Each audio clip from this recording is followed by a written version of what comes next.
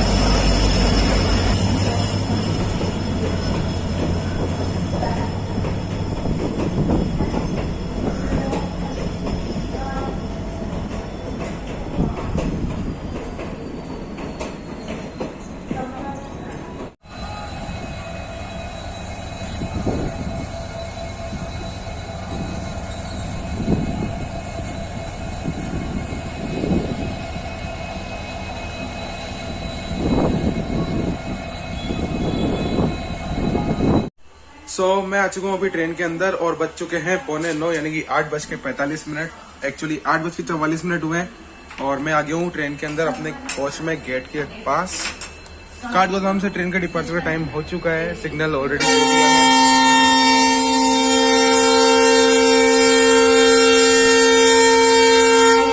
और लोगों ने अपना पहला फोन भी डिपार्चर के लिए दे दिया है।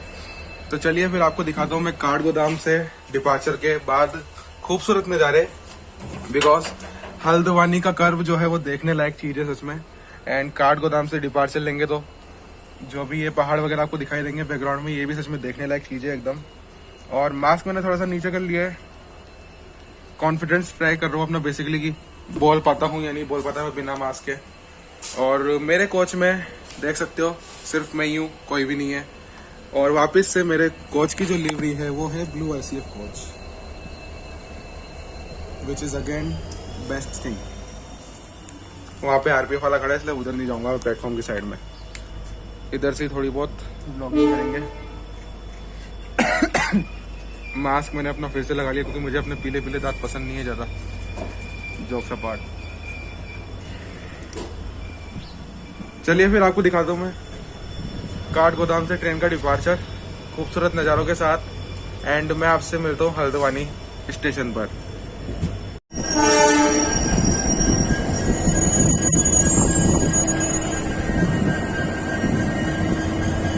चेन पुलिंग हो चुकी है दोस्तों। लगा है तो ऐसे ही था थोड़ा, शायद कोई जानवर आ गया होगा गेट के आगे, मतलब ट्रेन के आगे, सॉरी गेट के आगे। तो ये रहा जानवर।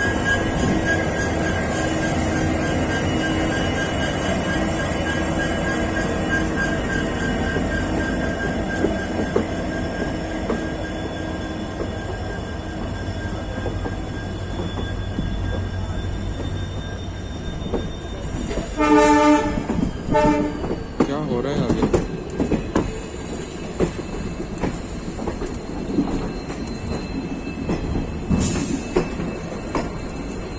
उधर चलते, उधर एक बढ़िया सा कर्व आएगा अभी सामने। और यही वो शंटिंग लाइन है साइड में जो कि बाढ़ के कारण डैमेज हुई थी। आगे आपको दिखाता हूँ अगर पॉसिबल हो तो।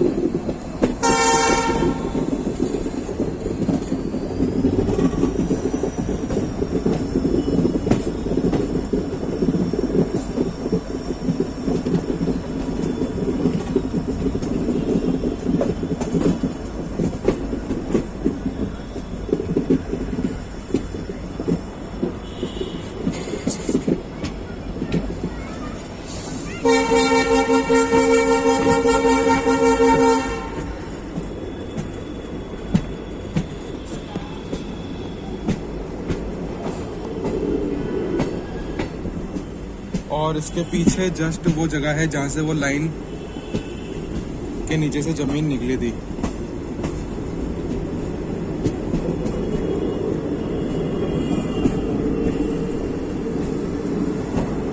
ये देखो, यही वाली जगह है वो टूटी हुई पड़ी लाइन।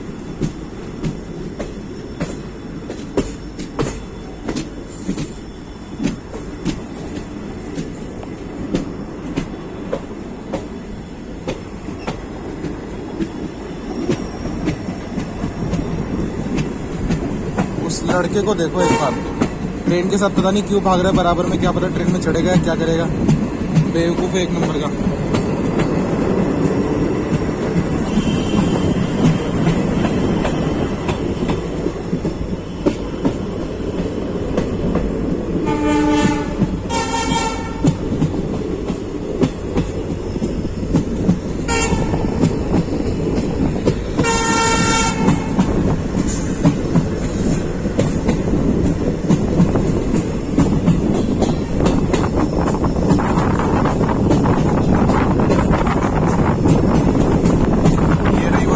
बाढ़ आई थी,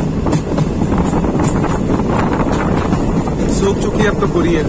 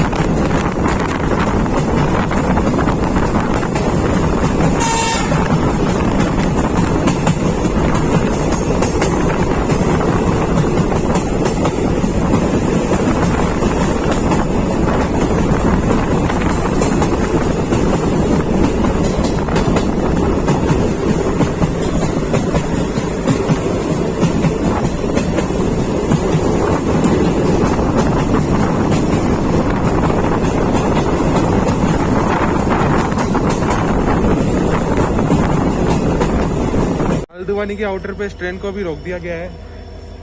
ये तो बस शुरुआत है, आगे आके देखो होता है क्या। टोटल 8 स्टॉपेज है इस ट्रेन का। टोटल 277 किलोमीटर का डिस्टेंस है इसका काठगोदाम से दिल्ली के बीच में, और इसको 6 किलोमीटर पे ही रेड सिग्नल देके रोक दिया आउटर पे।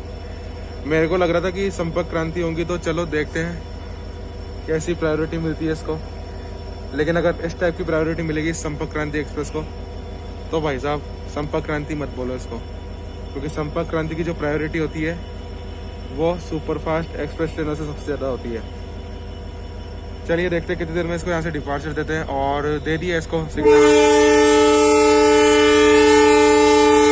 अब पीछे से दिखा दो मैं आपको हल्द्वानी का एक शानदार सा कर्व, एकदम गजब का कर्व। थोड़ा सा जूम कर लेते हैं इसको ताकि लोगों को दिख जाए।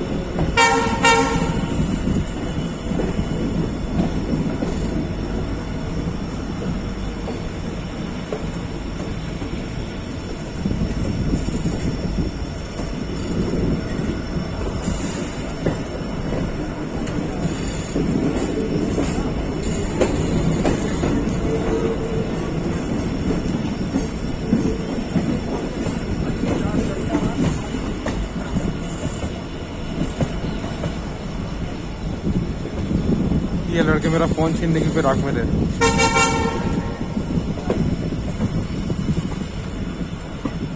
LKO WDM 3D या फिर WDM 3A, क्या बात है।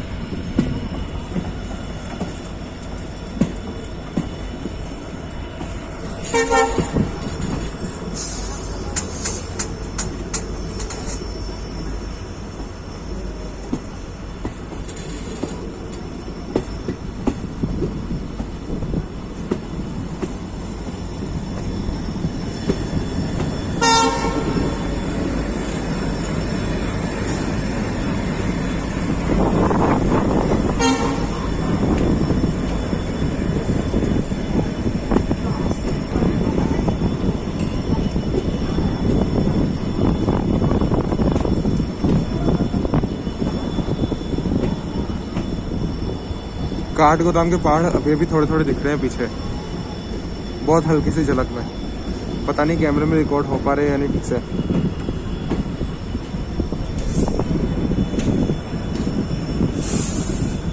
Guys just look at this curve. ये कर्व एकदम अल्टीमेट है। ट्रेन पूरी ऐसे खड़ी हुई है कर्व ही, आगे लोगों को भी साफ साफ दिख रहा है,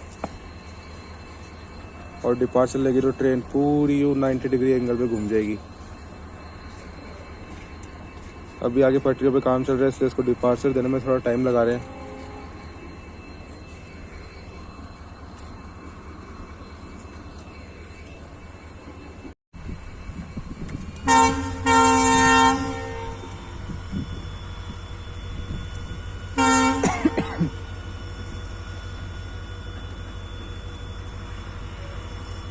थोड़ा और जूम करते हैं।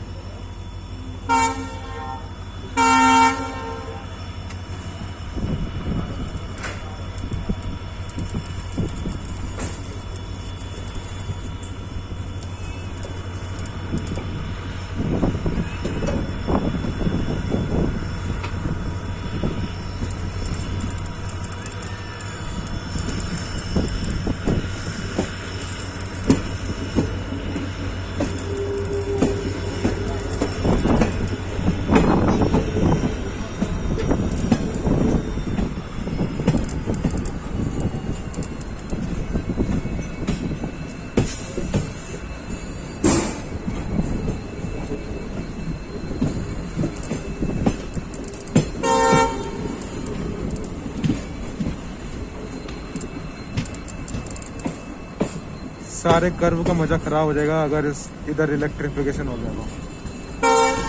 जैसे अजमेर का कर्व सारा खराब हो गया, जयपुर का जैसे खराब हो गया।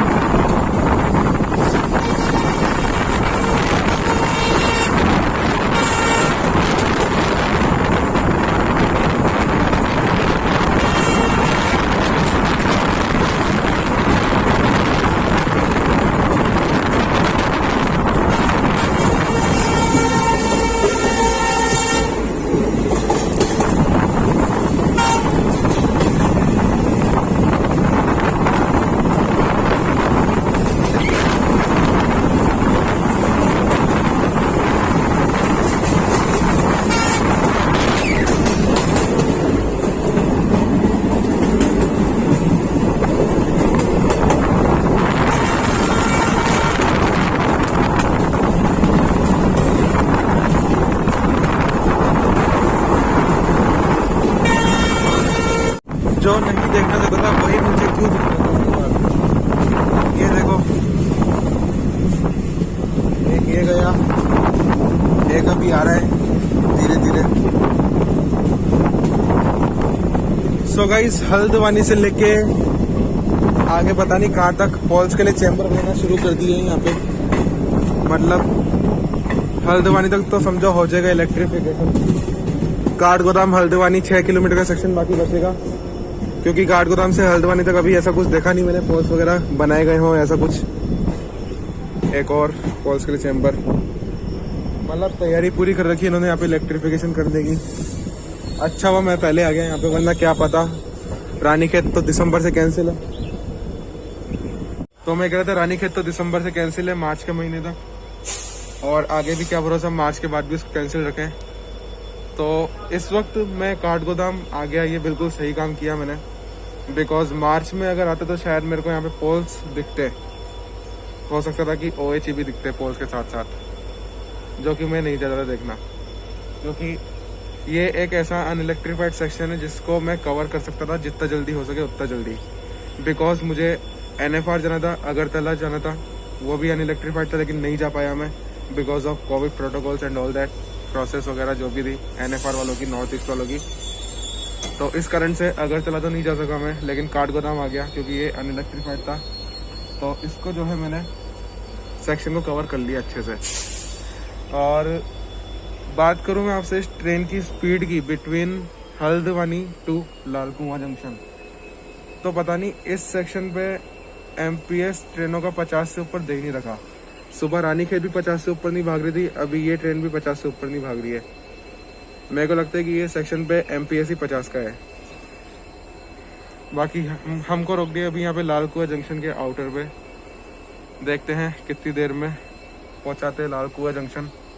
उसके बाद मैं आपको सीधा मिलता हूँ लाल कुआं जंक्शन के डिपार्चर के बाद।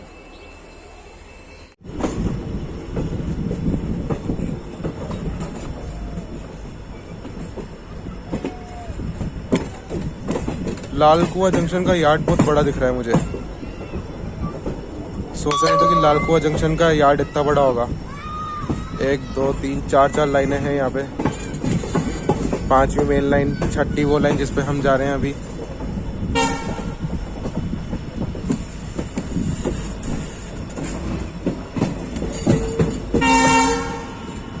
सातवीं उसके दूसरी तरफ लाइन है, प्लेटफॉर्म नंबर 2 पे।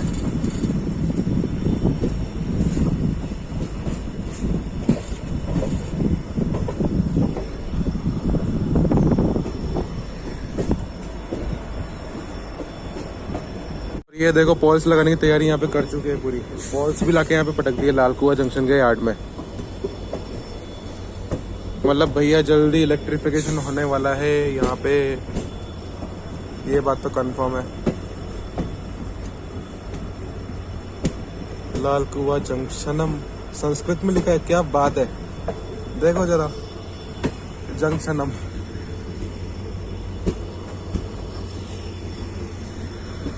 कितने प्लेटफॉर्म है वैसे यहाँ पे। उधर की साइड से कोई 2 लाइनें आ रही हैं।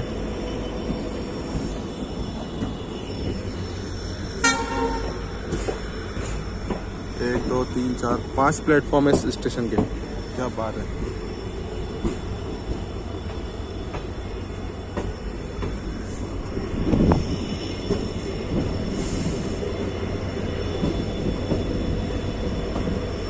For the kind attention of the passengers, train number 05036 down Kathgodam, Delhi, Uttar Sampark Kranti Special Express arrived on platform number 1. कृपया ध्यान दें, गाड़ी संख्या 05036 डाउन काठगोदाम दिल्ली उत्तर संपर्क क्रांति स्पेशल एक्सप्रेस प्लेटफॉर्म क्रमांक 1 पर आ चुकी है।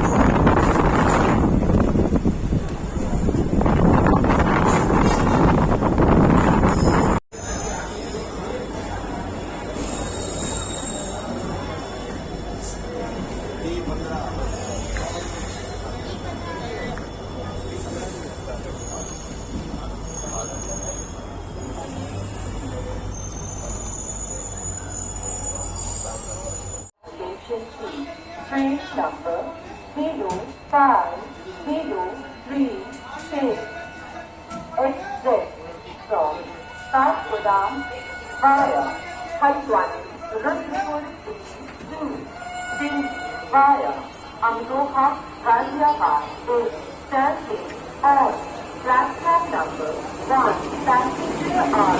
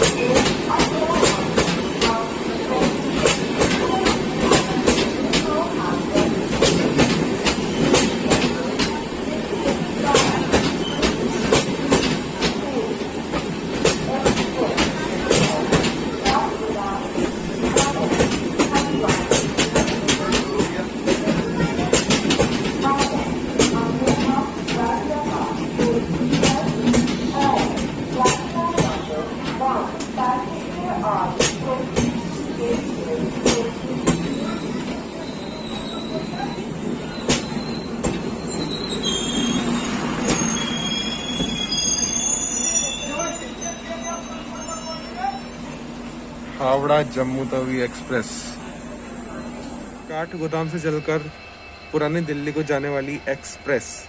कौन सी एक्सप्रेस कुछ पता नहीं है, मतलब ये अनाउंसमेंट हो रहा है यहाँ पे रामपुर जंक्शन पे। आपने सुना ही होगा, वो तो बीच में ट्रेन आ गई थी, वरना और सुनते हैं अच्छे तरीके से। तो यही अनाउंसमेंट हो रहा था यहाँ पे काठगोदाम से लेके दिल्ली की तरफ जाने वाली एक्सप्रेस। कौन सी एक्सप्रेस कुछ पता नहीं है। हाँ, तो वैसे बता रहा था मैं कि रामपुर जंक्शन पहुँच चुके हैं अभी। इसी के साथ 88 किलोमीटर का सफ़र पूरा हो चुका है।